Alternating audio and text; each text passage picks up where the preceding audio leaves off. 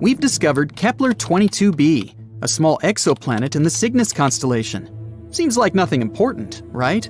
But it's actually a big deal. This is the first planet located in the habitable zone that was found by the Kepler telescope.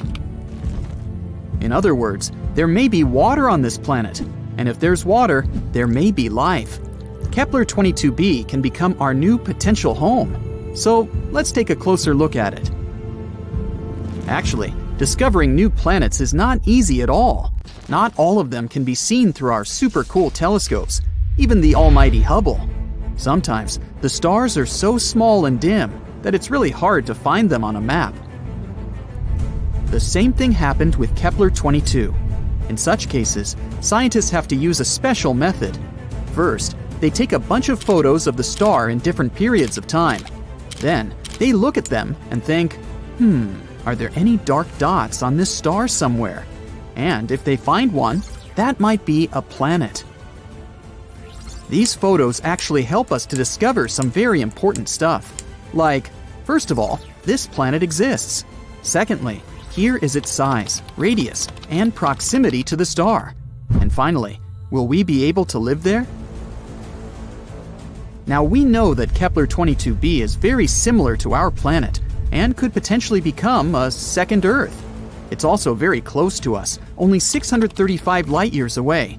Yeah, it's about 3 quadrillion miles, but this is one of the closest options. Kepler-22, the star of Kepler-22b, is a yellow dwarf. It's very, very similar to our Sun. The same size, the same radius, even the age is almost the same, 4 billion years. The difference is only in luminosity. It's about 20% dimmer than the Sun. So, no matter how much you strain your eyes, you won't see this star in the night sky. The planet Kepler-22b is about 2.4 times larger than our Earth, and that's pretty good. More radius means more potential water and space to live.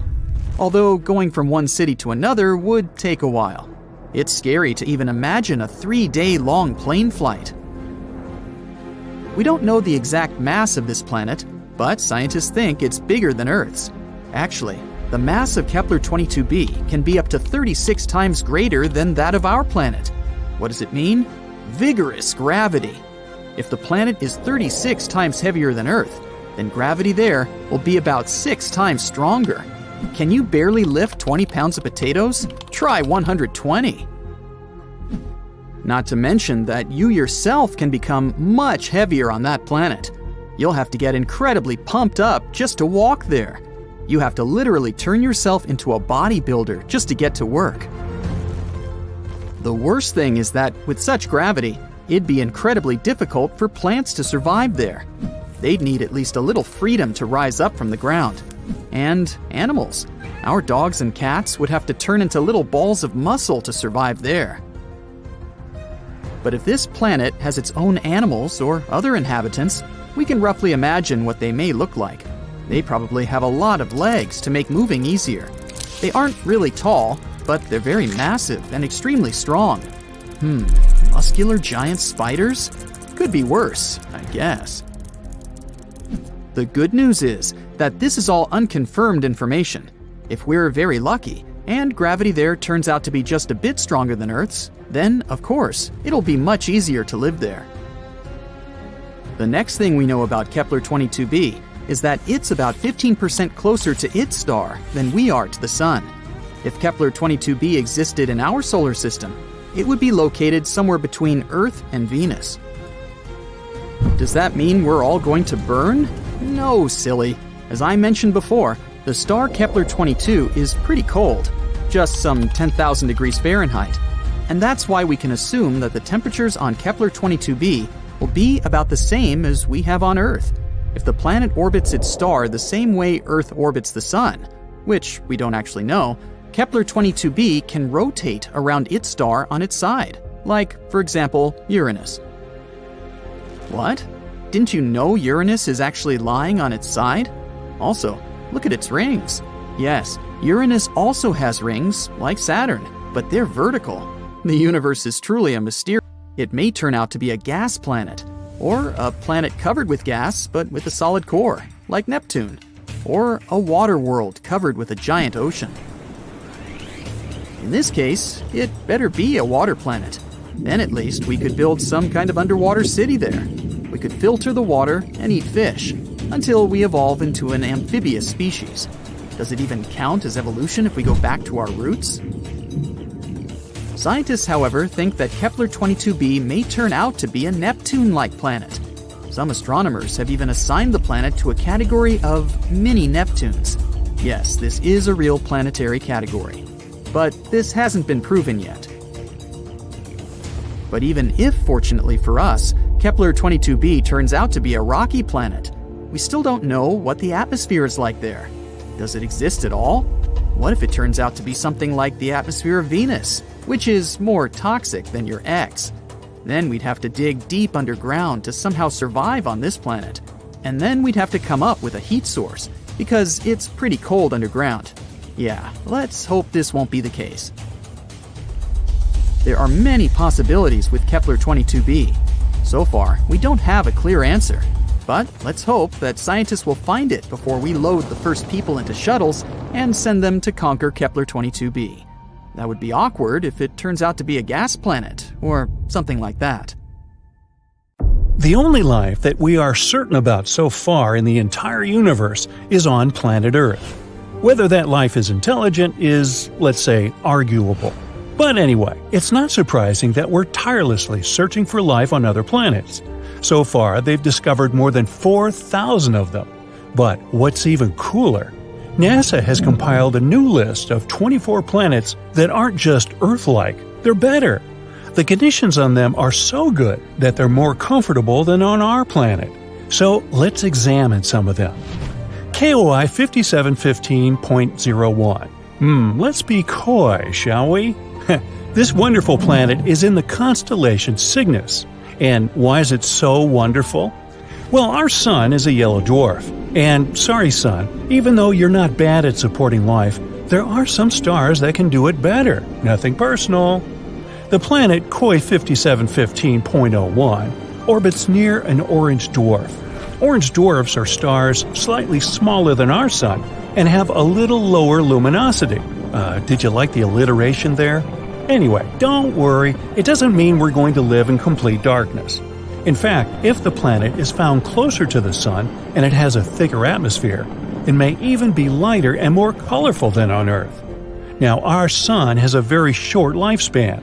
Right now, it has 7 to 8 billion years left to live, a little longer than Earth's age. But orange dwarfs can live from 45 to 70 billion years. This is great not only because we'll be able to hang out on this planet longer, but also because the planets around these stars have more time to form life. Now, ideally, we would need to find a planet next to an orange dwarf that is about 7 billion years old. It's very likely there will be at least some organisms there. KOI 5715.01 is about 5.5 billion years old. Yeah, it may not seem mature enough, but that's okay, neither do I. Our Earth is a billion years younger, and that didn't stop us. The planet is quite close to its star and is in a habitable zone. 1 year there lasts 190 days. Imagine going to elementary school and already getting a driver's license. It's almost 2 times larger than the Earth. The average temperature there is 52 degrees Fahrenheit, which is slightly less than ours, 57. But it mostly feels warmer there because strong gravity helps it hold on to heat in the atmosphere longer. It's a little too far away though, like 3,000 light-years from Earth, which is about 18 quadrillion miles. Yep, better bring a really big lunch with you. KOI 3010.01. This planet is found next to the star KOI 2010. This planet sounds like a very pleasant world. The average temperature on this planet is 67 degrees, so a little warmer than ours. But that's a good thing. Scientists believe that on a perfect planet, the temperature should be just about 10 degrees hotter than on Earth. The more heat there is on the planet, the more comfortable it is to live there. Also, the higher chances of developing life. The radius of this planet is nearly 1.5 times larger than Earth. There's some atmosphere, although we're not yet sure about its composition, but it's probably like the Earth's. Scientists think that we'll find an ocean there, and it can cover up to 60% of the surface, which is also cool. In a perfect world, water and land should be distributed more evenly than on our planet. A little more land means a little more territory and resources, right? But listen, this planet is actually very similar to the Earth. The semblance is so striking that scientists believe we have an 84% chance to find life there. Of course, not necessarily an intelligent life, but at least some animals. Wouldn't that be cool? Now, what do you think they could look like? Very Earth-like planet, but with stronger gravity. Well, if someone lives there, they're probably big but have a small height and strong little legs. Sounds adorable and scary. But we won't be able to find out the truth anytime soon. So far, for us, these planets are microscopic dots in space. We only have some dry, boring data about them and don't even know what they look like. We'll have to wait until we can find a way to get closer to these planets. Kepler 186f.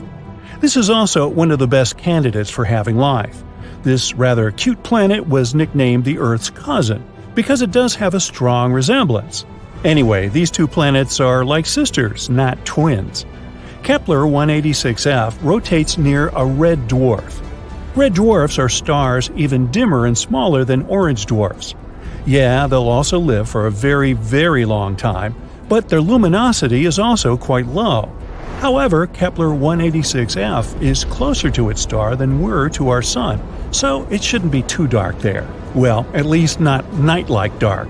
The sky on this planet is sure to be an unusual shade of red, like sunsets on Earth. What do you think? Would you like to live on a planet with an eternal sunset? The size of this planet is about the same as Earth. Not bad, not perfect. Why so? Because the coolest planets are those that are bigger than Earth and have stronger gravity. Now you'll probably say, but wouldn't it be harder to walk there and even harder to get out of bed on Monday? Of course. But on the other hand, this planet will pull the atmosphere better. The atmosphere will be thicker and denser. This means more protection from the scary space stuff, more oxygen, and more heat. Not to mention the fact that the bigger planets have more space to settle. Awesome, right? But of course, the Earth's size is also an excellent choice. Another cool fact is that the tilt of Kepler 186f is about the same as ours. It means that there should be stable seasons and a normal day-night cycle. Do you know how important the tilt of the planet is? Let's look at Mars. Mars is also, in fact, found in the habitable zone of our Sun, but its tilt is very unstable, and as a result, the entire ocean that could have been on it once now completely dried up. Today, it's just a red desert, and there's no life there. At least not as far as we know, but you see how important these tiny details are? This planet is also quite far away from us, 490 light-years. It's about 3 quadrillion miles. So yeah, we're just going to keep waiting for intergalactic travel. Kepler 62e and 62f. These planets were called the most Earth-like before we discovered Kepler 186f. They're very comparable to our home. Kepler 62e is about 1.5 times larger than Earth, and Kepler 62f is just slightly smaller than that. They're located in the constellation Lyra, which is about 1,200 light-years away from us. They both also orbit a red dwarf. 1 year on Kepler 62e lasts about 122 days, even less than on that first planet we talked about. Scientists believe that both 62e and 62f are sort of water worlds, warm places mostly, or even completely covered with water. If there is land there, it's probably just some islands. A world consisting entirely of islands. A fantasy dream for some, think Hawaii, and a nightmare for others, think Megalodon. But if you're a fan of ancient marine animals, just imagine how gigantic they could be there. Still, there are many things we don't know about this planet. Does it have a surface? What about its composition, density? One day, maybe we'll be able to answer these questions. And so, that's it for the Super Earths. Of course, the original list is much longer, and you can go check it out on the internet. Now, the best thing about all this is that these are planets that are better than the Earth. But we also know thousands of other exoplanets that are just close enough to ours. And the odds are, a few of them have at least some form of life. But they're very, very far away, so we have no way to check it out right now. Perhaps down the road, we'll find some cool creatures on many of them.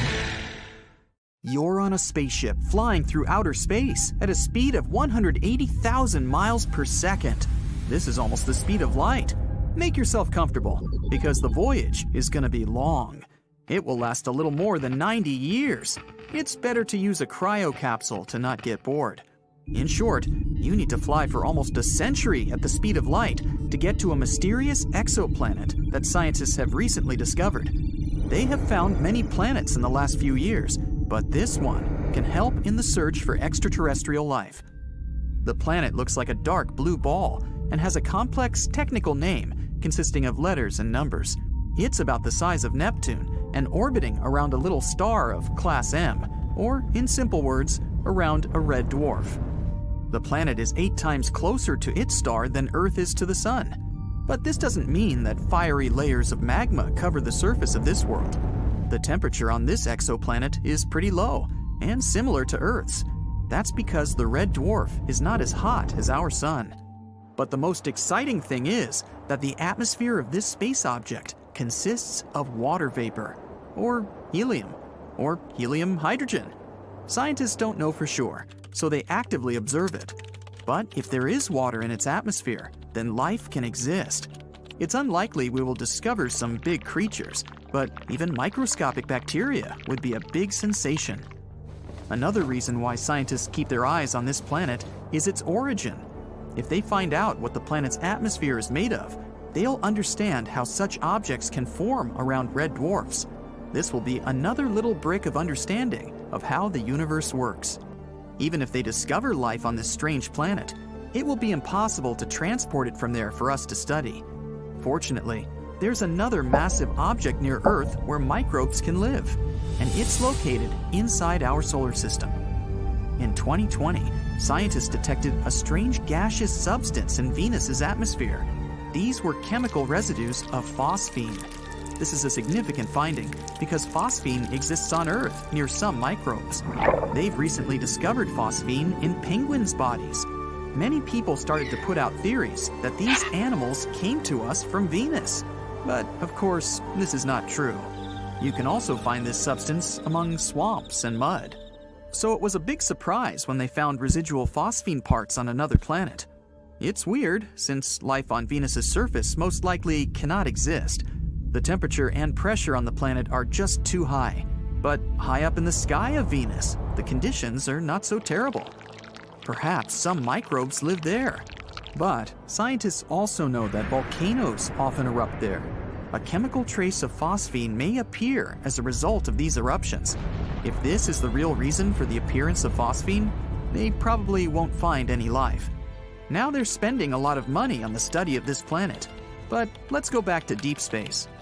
Over the past 20 years, scientists have been finding exoplanets far and not too far from us. Some of them orbit around dwarfs and big stars, but some planets exist entirely alone. They don't belong to the orbit of any star. They are abandoned in cold outer space. Another exciting thing is that scientists haven't found a planetary system similar to our solar one. All distant exoplanets are located at different distances from their stars. Their sizes and masses are not like those that our planets have. We call them exoplanets since they're beyond our solar system. Some other fascinating space objects are super-Earths. If some planet weighs from 2 to 10 Earth masses, is 2 times bigger, and gets energy from a star, it's called a super-Earth. No more similarities with our home. Super-Earth can consist of gas, rocks, water, ice, fire, acid, glass, or diamonds. Scientists haven't yet found a super-Earth with ideal conditions for humans. Not because all planets are bad for life, but because our body has evolved and adapted to Earth only. We don't know much about super-Earths.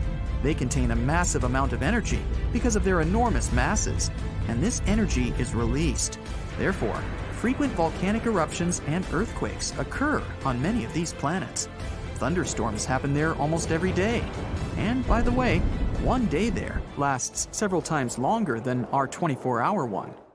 Let's imagine you're on the spaceship again, traveling to some super-Earth. So here it is, massive, orange, majestic. You put on a spacesuit, get into a space capsule, and you change your mind. The whole planet resembles a fiery, boiling ball flying by. A giant asteroid can get off its route because of the attraction of the super-Earth. It can hit the planet in the form of a meteor shower. But the falling speed is also faster, so the destruction will be more massive. But the worst thing that can happen to the super-Earth is the stoppage of the planet's core, caused by high pressure. Hundreds of billions of tons of solid rock can squeeze the heart of this world, and the core should always be in motion to perform its primary function, keeping the magnetic field working. Solar storms and cosmic radiation can create severe problems for all life on the surface. On Earth, these storms disrupt the operation of electronics and affect human health. This happens even if small holes appear in the magnetic field.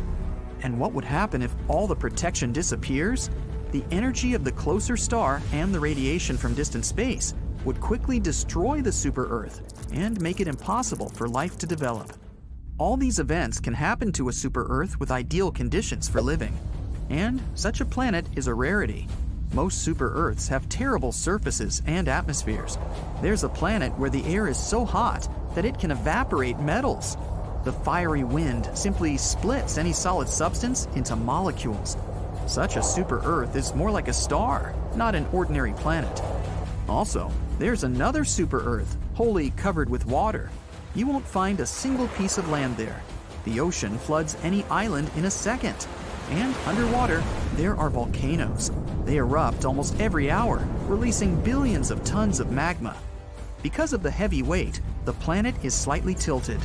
When it rotates around its axis, the water flows from one side to another. This creates huge destructive tsunamis bigger than the size of Everest. And how about a super-Earth where it's raining diamonds or sulfuric acid? The surface of another distant world is blown by winds consisting of glass. There's a lot of fire and sand. When the hot air burns the sand particles, they turn into glass. Among all such planets, ours seems to be a paradise. But perhaps for some strange organisms living at the distant end of the galaxy, Earth may seem to be a terrible world.